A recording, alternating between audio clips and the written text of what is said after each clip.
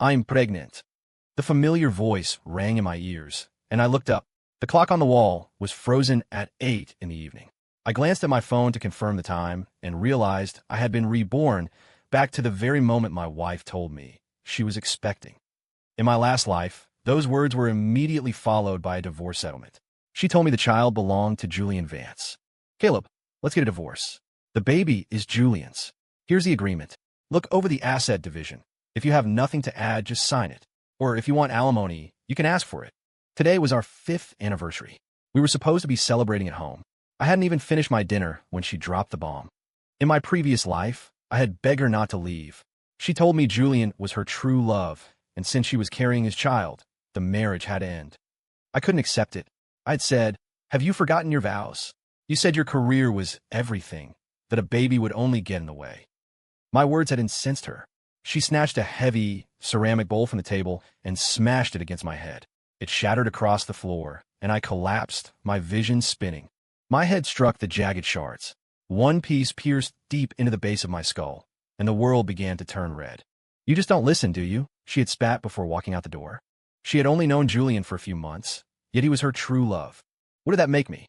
What were our 5 years together worth? My life ended at 30, just 5 days before my birthday. It was a release, in a way. No more betrayal, no more endless cycles of arguing and trying to fix the unfixable. We had loved each other so fiercely once, fighting through every obstacle to be together. I never thought she would be the one to end me on such a meaningful day.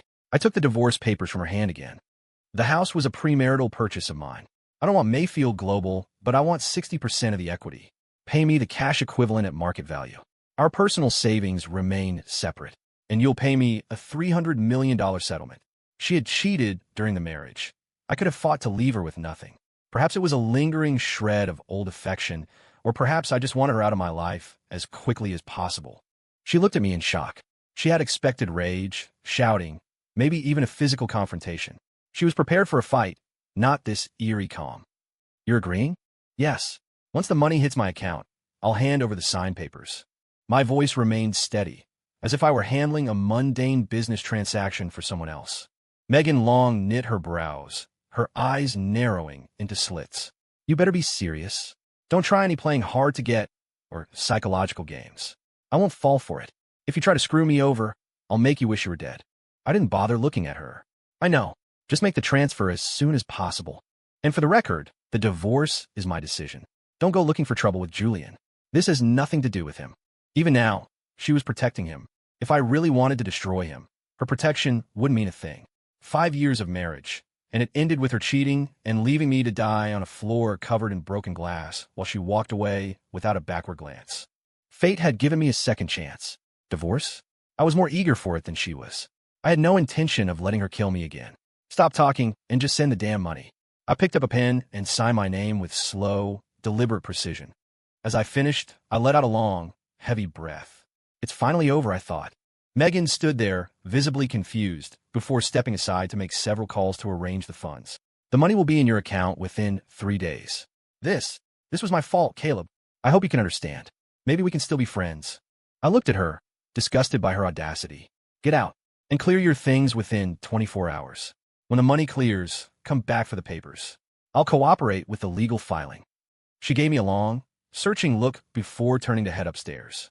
Megan was a girl who had grown up in the foster system.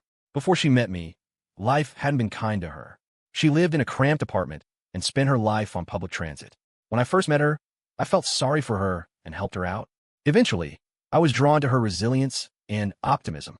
After we got together, I treated her like a queen, terrified that even a slight breeze might hurt her. My family had been wonderful to her, too. At their first meeting, my parents gave her a massive cash gift, and my grandmother had even placed a family heirloom, a jade necklace, around her neck. I gave her all my love and all my patience. She had vowed to love me forever, promised we would be the only ones for each other. Her vows were so numerous, I couldn't even remember them all. I suppose the more grand the vows, the uglier the ending. In our second year together, her biological parents found her. She went to stay with them for 2 months, but came running back, sobbing into my arms. I spent hours comforting her. She told me she had an older sister, a younger sister, and a younger brother. It was a cliché, outdated tragedy. Her parents had desperately wanted a son, and had abandoned her at a state facility because of local family planning policies and poverty. Back at her biological home, she was an outcast among her siblings. Her parents favored the other three. She couldn't take it and came back to me. After that experience, she became obsessed with success, driven to prove to her family that discarding her was their greatest mistake. With my family's backing, we started a business together. To protect her fragile ego, I only took 40% of the shares and let her be the CEO. Back then, my logic was simple. We were getting married, so what did it matter who owned what? Experience has since proven that cash in hand is the only thing that matters. I dial my mother. Mom, Megan and I are getting a divorce. My father's voice chimed in from the background. It's okay, son. There are plenty of fish in the sea. Don't be sad. Why don't you come home for a while, or take a trip to clear your head? I was a 30-year-old man, but I broke down into tears instantly. When your parents are there, you still have a home. In front of them, I could still be a child. In the years I was with Megan, I had contacted them less and cared for them even less. I felt like such a failure. To waste my life on a woman like her, I slapped myself hard across the face. I am okay, Dad. I just miss home. I took a few deep breaths, trying to calm down. I didn't want to burden them with my negativity. Son, your birthday is in a few days. Why don't you come back? We'll celebrate together. Okay, Mom. We talked a bit longer, and I felt much better. I hung up and booked a train ticket online. Once the money cleared, I was leaving this place behind. I looked at the ticket and then picked up an envelope from the coffee table. I had originally booked flights to Europe for 3 days from now. I had planned to take her to see the Northern Lights, go shopping in Milan, and catch a game of our favorite team, Inter Milan, the match we both loved. I didn't need those anymore. I slowly shredded the tickets and the envelope and tossed them into the trash. Absently, I rubbed the back of my head. I had a phantom sensation of pain there. I grabbed my keys and drove straight to the hospital. After a battery of tests, the doctor told me I was perfectly healthy. I breathed a sigh of relief. It seemed the physical injuries of my past life hadn't followed me, but the mental trauma was very much present. I told the doctor I'd had recurring nightmares about a head injury. He suggested it was psychological and refer me to therapy. The therapist was a young, sharp woman. Talking to her felt surprisingly comfortable. She scheduled me for a follow-up. When I got home and opened the door, I heard shouting from upstairs. I moved quietly to the sofa and listened. Smash! Something broke. Then, a man's voice. Why the hell are you giving him 60% and a house? And 300 million? That's insane. You built this company with your own sweat. The company doesn't have that much liquid cash. If you send in that money, our cash flow is dead. Half our projects will stall. Have you thought about that? Then Megan's voice. So what? I'll figure out the funding. You need to understand why I'm doing this. It's so I can be with you. Do you want our child to grow up calling him dad? The tension was thick. I shuddered at the thought. Me, a stepdad to a cheater's kid? I'm not infertile. Why the hell would I raise some interloper's son? I'm not spending my life building wealth for someone else's brat. Then I heard Megan say, if you don't agree, then I'll get an abortion and forget the divorce. I'll just stay with Caleb and make it work. That sent the guy into a panic. He'd worked hard to climb into her bed and secure his future. He wasn't about to let it slip away. I imagine he's holding her now, whispering sweet nothings to calm her down. I couldn't hear anything, so I let my imagination fill in the gaps. I'm agreeing to his terms because I want to be with you, Megan said. I'm the one who cheated. If this goes to court, I could lose everything. Caleb is actually being reasonable. If we push him too hard and he gets a real lawyer, I'll walk away with zero. Are you going to support me and the baby then? Silence followed for a long time. I lost interest. I just wanted them gone. A few minutes later, Julian Vance helped Megan down the stairs. They froze when they saw me sitting on the sofa. It was an awkward scene. They didn't know how much of their conversation I had overheard. I glanced up at them. Done packing? When are you moving out? Megan's eyes flickered with a brief moment of guilt before she let go of Julian's arm. Then, her gaze turned sharp and cold. I knew that look. In the past, it always preceded something terrible. You're that eager to see me leave this house? Well, did you plan on staying through Christmas? Crash. Megan grabbed a vase and smashed it against my head. Blood didn't hesitate. It sprayed across my forehead and quickly masked my face. You really can't wait, can you? Thud. This time, Julian threw something too. My head took the hit again. Damn, these vases are high quality, I thought vaguely. Should have bought the cheap ones. Why is it getting dark? I whispered. I slumped back onto the sofa, the world spinning until I lost consciousness entirely. The next day, I woke up to the sterile scent of a hospital. I was alive. There was a pulsing, rhythmic pain around the gash on my head. I reached up to touch it. God, that hurts. A tall, slender nurse walked in with a tray. How am I doing, nurse? Better, now that you're awake. You have a concussion. We had to give you 30 stitches. You're lucky. Any lower and your eyes might have been a different story. Where are the people who brought me in? Oh, you mean the CEO and her friend? They dropped you at the ER and left. I think they mentioned something about a prenatal checkup, but I didn't catch it all. Damn them. I cursed under my breath.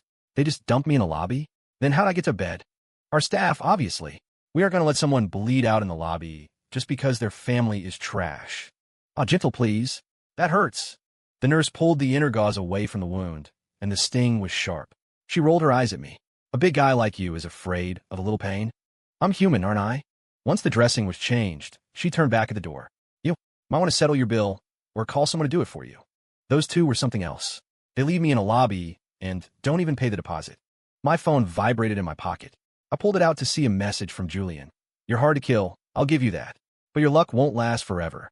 Mayfield Global is mine. Megan is mine. Your family's money will be mine. Remember that. If you're smart, you'll walk away from the assets and disappear. Otherwise, I won't be so gentle next time. He also sent a flurry of photos, them in bed, them kissing, and even a copy of the prenatal report. The man was an idiot. He was handing me evidence. I saved every single one. If Megan tried any legal stunts, these would be my weapons. Since they were so bored, I decided to give them something to do. Hello. I'd like to report an assault. My wife and her lover tried to kill me to seize my assets. Yes, I'm at General Hospital. The police arrived quickly. I handed over the evidence, the photos, the home security footage from the night before, and Julian's threatening texts. Half an hour after the police left, Megan kicked open my hospital room door. She was livid. You told the police we tried to kill you? That we're stealing your money. I looked at her. Aren't you? I pointed to the bandage on my head. Blunt force trauma, 30 stitches, and then you dumped me in an ER lobby. If the doctors hadn't stepped in, I'd be dead. And your lover admitted it. Didn't he tell you? He sent me a text threatening my life. Megan finally seemed to notice my head was shaved and wrapped in thick gauze like a turban. It was a ridiculous look, and even I found it slightly funny in a grim way. I'll apologize for him, but he's the one who carried you into the hospital. I cut her off, and I was calm. My emotions no longer fluctuated because of them. I felt a strange sense of detachment, as if I were watching a bad movie.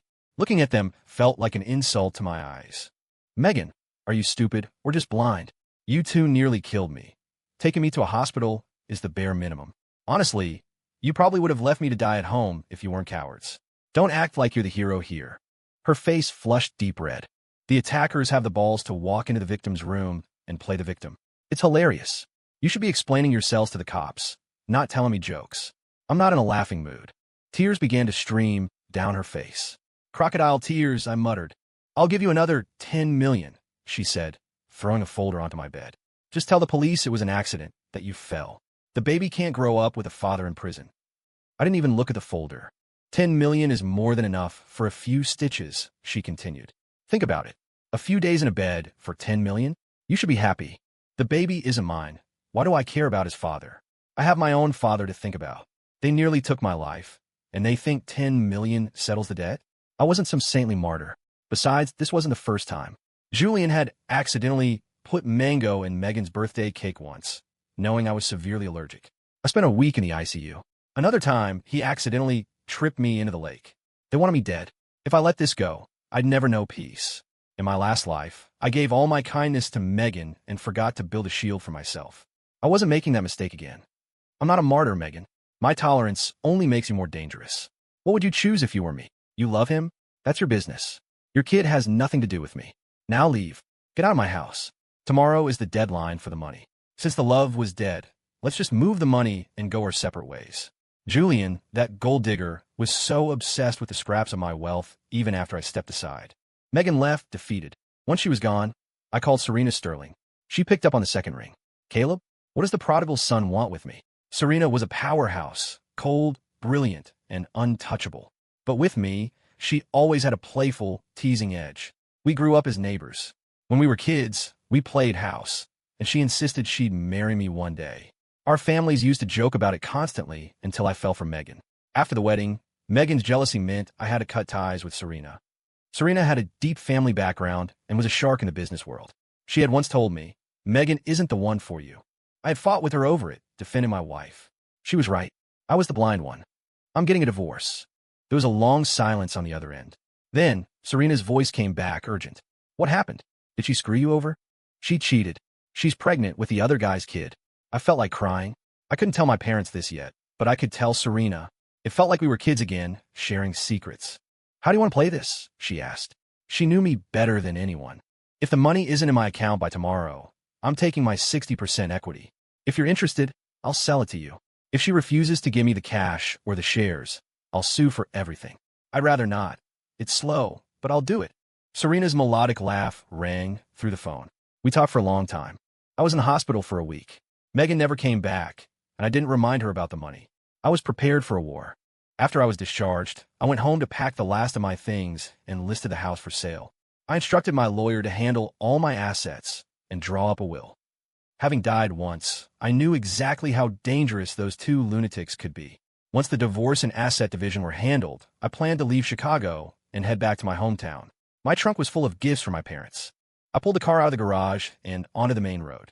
Suddenly, a roar of an engine echoed through the street.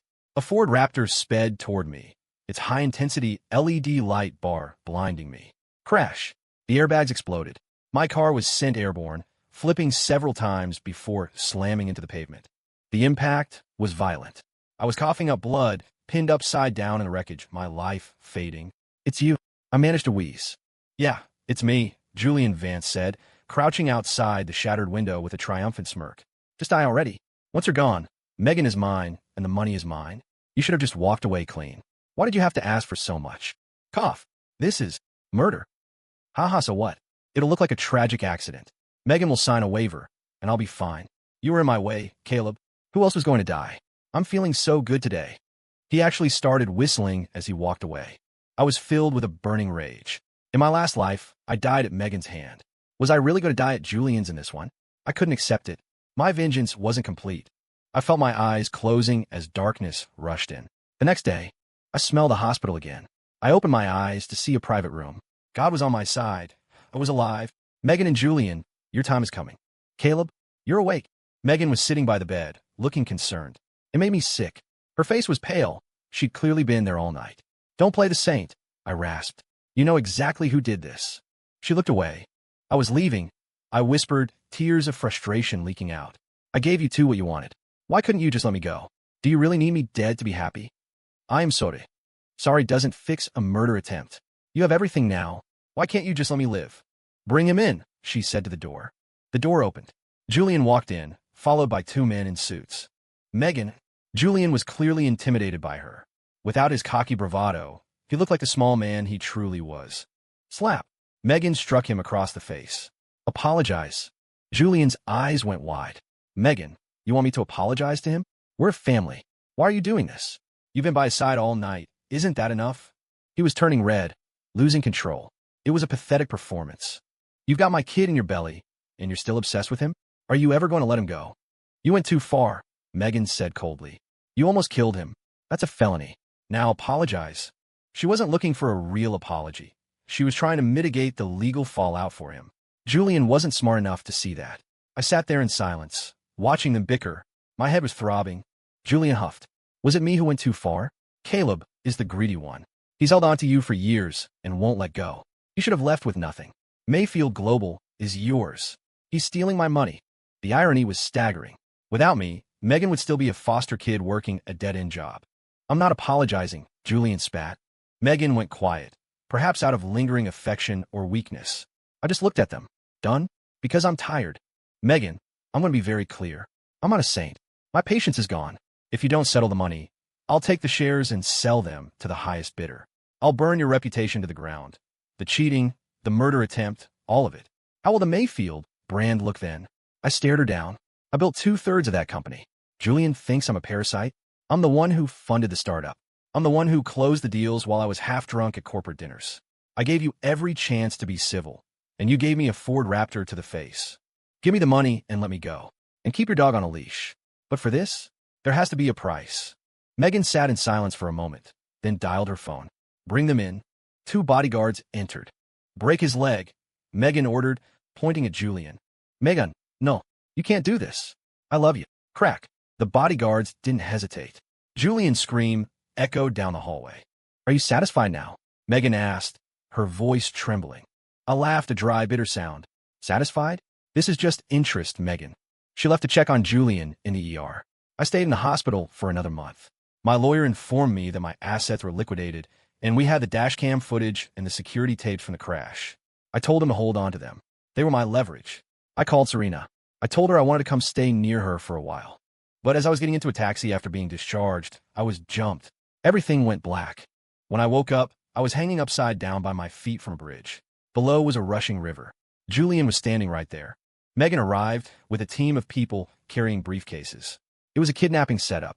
Let them go, Megan said, her voice icy, her eyes bloodshot. The leader of the kidnappers took the money. After checking the bills, he grinned. Your attitude is a bit much, CEO Long. This money only buys back one life. Choose. Megan looked like she was going to explode. I knew who she'd choose. It wasn't even a question. She looked at us, tears in her eyes, and then her fingers slowly, tremblingly, pointed toward Julian. The kidnappers pulled Julian up. The two of them embraced immediately. I let out a dry chuckle. Do it. Snip. The rope was cut. I hit the water with a massive splash. No. Megan screamed. But where was that energy a minute ago? The kidnappers vanished. I saw Megan's people diving in to look for me. I wanted to tell her that in this current, she'd be lucky to find a body, let alone a living man. As I sank, I thought goodbye. Forever. I had said I was hard to kill, but even I felt hopeless this time. In a high-rise office in London, Serena Sterling slammed her phone down. Find him. Get a team to that river now. She was shaking. She had been on the phone with me when I was snatched, and she had heard everything. Get the private jet ready. We're going back, she told her assistant. 3 days later, Megan was screaming at her search teams. How? How have you found nothing? Julian tried to comfort her. Megan, let go. He's dead. It's better this way. Now the company and the money are ours. Shut up. Megan snapped. If I find out you had anything to do with those kidnappers, I'll kill you myself. Julian recoiled, but Megan just broke down, sobbing. She was having nightmares, not of Julian, but of us. Walking through the park, holding hands, and then me slowly turning into glass and shattering. Is crying supposed to help? Serena Sterling walked through the door, her presence commanding and lethal. Megan, you are a monster. Caleb built you from nothing. You destroyed him for a piece of trash. Now he's gone, and you're putting on a show? Serena didn't hold back. She reminded Megan of the foster system, the cheap apartments, and everything I had done for her. CEO Long, a lawyer, stepped forward. Before his accident, Caleb Thorne left a will. In the event of his death or disappearance, all his equity in Mayfield Global and his remaining assets are to be transferred to Serena Sterling. Megan froze. That's impossible. It's very possible, the lawyer replied. He filmed a video and had the will officially notarized and filed with his attorney. There is a digital record on file at the notary office that you cannot contest. He knew you were trying to kill him. Serena looked at her with pure disgust. I have no time for you. My team is still searching the river. Cooperate with the lawyer, or I'll see you in court, or I'll trade your lover's life for Caleb's. Julian had thought killing me would give him my 43% stake. He was an idiot. Serena and I had planned for this. A year passed. Megan and Serena both spent fortunes on professional recovery teams. They found nothing. Megan lost the baby due to the stress. The corporate world was buzzing with the scandal. Mayfield Global's stock plummeted. Boss, everything is ready, said Finn Gallagher. A year ago, Finn and 4 other college friends were having a barbecue by the river when they pulled me out of the water. They saved my life. Since I was the oldest, they called me Big Brother. Once I recovered, I used my knowledge of the markets to lead them through a series of high-stakes trades. We made a fortune. We formed an investment firm, Apex Investments. In 1 year, we grew to a size that dwarfed Mayfield Global. I hadn't checked on Megan or Serena for a year.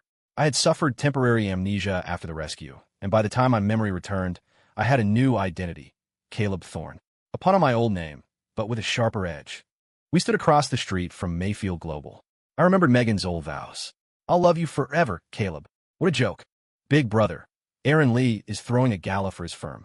He's inviting us. It's officially to welcome the new players in town. I nodded. It was time to give my old friends a surprise. Megan, I heard Aaron Lee is hosting a massive event for some big mystery investors, Julian said, pacing her office. He was a VP now, but he still acted like a child. If we can get them to invest, Mayfield can finally recover. Things were tense between them. A living person can never compete with a ghost. Megan hadn't married him. My death had frozen her. Serena was also going. She had been a thorn in their side for a year, using her majority stake to make their lives miserable. As long as it hurts Megan and Julian, I'm happy, she'd tell the board. The night of the gala, Finn and I arrived in tailored suits, our shoes polished to a mirror shine. Big brother, the whole city is here. Good. What if they recognize you? Are you Caleb Thorne or Caleb Miller? Who cares? I laughed. As we walked in, a familiar voice drifted over. Caleb. It was Megan. I didn't stop. I kept talking to Finn as if I hadn't heard a thing. Did I see things? Megan whispered. What are you muttering about? Let's go, Julian said, pulling her toward the elevator. The room was packed. People were hunting for connections. Finn and I sat in a quiet corner. Finn was a high-level trust fund kid, but he was also a third-generation political heavy hitter. People his age had to call him uncle because of his family standing. He stayed with me because he liked the action. Look, big brother. A total knockout just walked in. That's Serena Sterling, I said. And yes, she is. She's a goddess. I don't have enough words to describe her. Finn was starstruck. Easy, kid. That goddess is your future sister-in-law. I realized then that Serena was the only one who had ever truly been there for me. The gala began. Aaron Lee took the stage, giving the usual corporate speech. Then, please welcome the guests of honor, my brothers, Caleb Thorne and Finn Gallagher. We stood up and nodded. The room's attention snapped to our corner. Finn went up to speak. Coming back, Serena's voice was a whisper as she slid into the seat next to me. Serena, you look like an angel, as always. She rolled her eyes. Still a charmer. Too bad you didn't want me back then. I smiled and took her hand. I was an idiot. I'm not anymore. People around us gasped.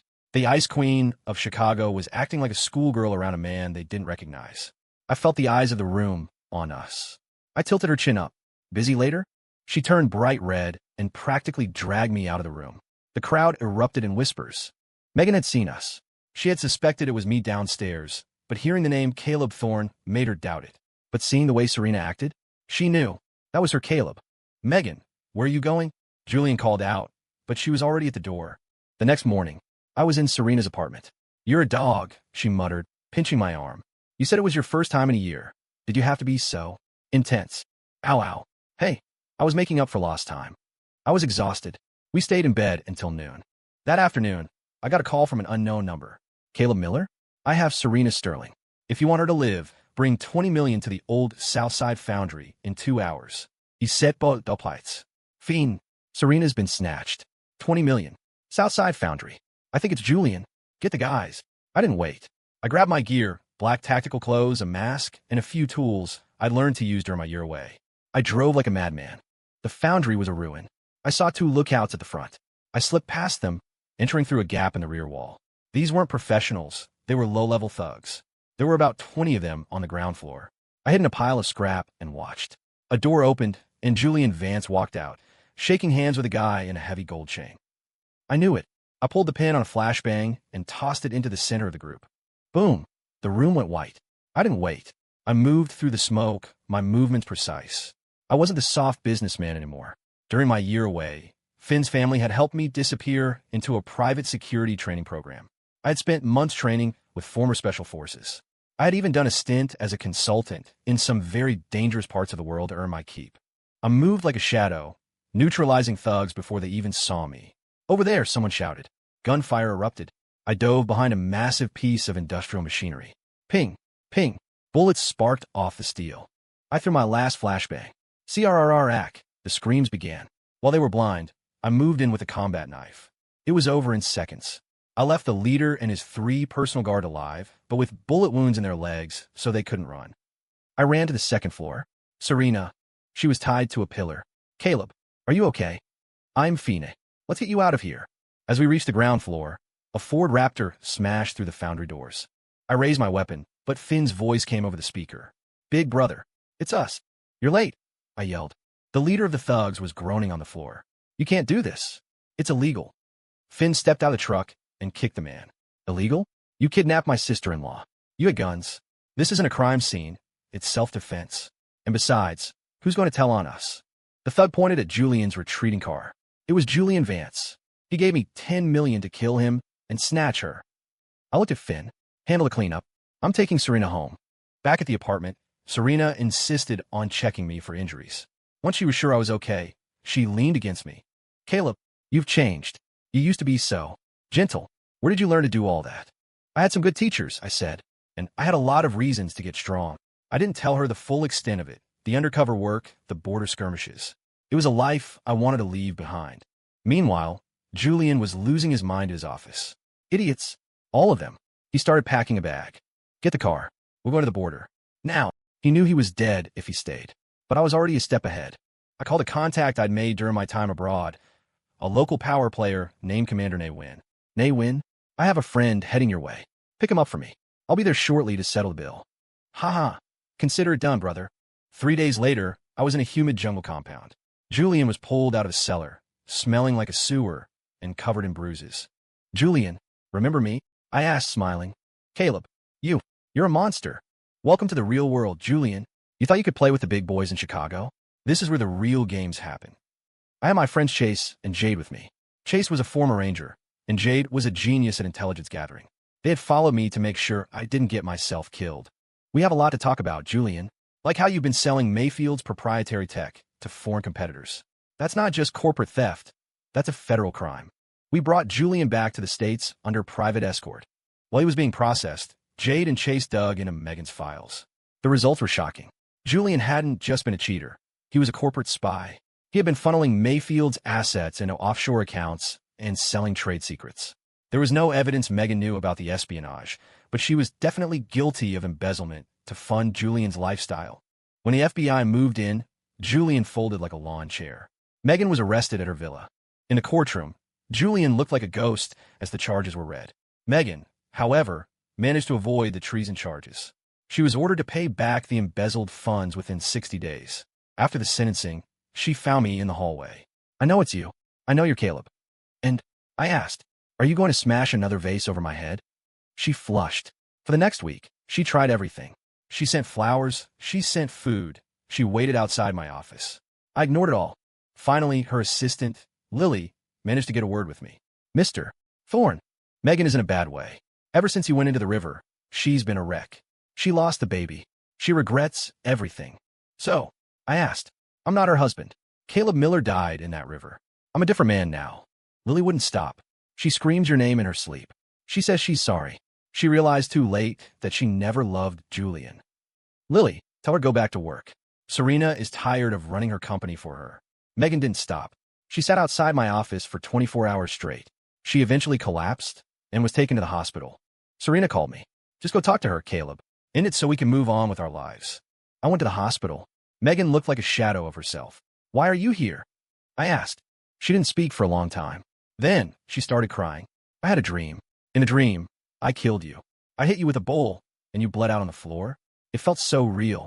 I realized that's the woman I was becoming. I'm telling you very seriously, I said, my voice cutting through her tears, cold and sharp. I will not forgive you. You don't deserve it. She looked up at me, eyes wide and trembling. You love Julian? That's your choice. But don't come crawling back to me now that he's gone. A person like you doesn't deserve to be loved. You deserve to die alone. I leaned in closer, my expression hardening. I have no intention of letting you smash another bowl over my head and watching my life bleed out while you walk out the door to find her lover. Never. Now, I'll get the hell out of here. I didn't wait for her response. I turned toward the door and barked, Lucas, where the hell are you? Get this woman out of my sight. Lucas rushed in immediately, signaled 2 security guards, and physically escorted a sobbing Megan out of the office. She was dumped outside the main entrance, where she sat on the pavement for hours, broken. She eventually collapsed again and was taken back to the hospital. While there, she fell into a deep, feverish sleep. She dreamed of the life she had lived before, the one where I actually died. She saw herself standing over my body, watching the blood pool on the floor, and felt the chilling indifference she had once possessed. When she woke, she was haunted by the realization that in 2 lifetimes, she had been the villain of my story. 1 month later, Serena and I were married. It was a massive event. As we exchanged rings, I thought I saw a woman standing in the far back, crying silently before disappearing into the shadows. My phone buzzed later that night. I am sorry. Be happy. Goodbye, my love. A year later, Serena gave me a son. I held him and cried for an hour. My friends teased me, but I didn't care. 2 lifetimes of pain had finally led to this moment of pure, untainted joy. 5 years later, I was holding my 2-year-old daughter in our garden. Lily told me Megan had moved to a small town in the Appalachians to work for a nonprofit school. She never remarried. She had sold her remaining assets and used the money to fund the education of children from broken backgrounds. She found her peace in helping those who, like her, had been discarded by the world. I looked at my family, then out at the Chicago skyline. The past was a closed book, its pages heavy with lessons, but no longer capable of hurting me. "Goodbye, Megan," I whispered to the wind. "We're even now." Megan's perspective. I thought Julian was the spark I needed. He was young, exciting, and he knew exactly how to make me feel powerful. I knew I was hurting Caleb, but I told myself he was boring, that he was holding me back. Then I saw him fall into that river. My heart broke in that instant. I spent weeks on that riverbank until I lost my baby and nearly my mind. When he came back as Caleb Thorne, I was overjoyed. I thought I could win it back. But then I saw him with Serena. I saw the way he looked at her, the way he used to look at me, with total, unreserved devotion. I realized then that I hadn't just lost a husband. I had lost my soul. I had a dream where I killed him, and when I woke up, I knew that even if he was alive, the version of him that loved me was dead. I had murdered that man long before he ever hit the water. I gave him the company. It was his anyway. He was the architect of our success while I was just the face of it. Now, I'm in a small schoolhouse, teaching kids how to read. It's the only way I can live with myself, by trying to save some other child from becoming the monster I was. I hope you're happy, Caleb. I'll always love you. Story complete.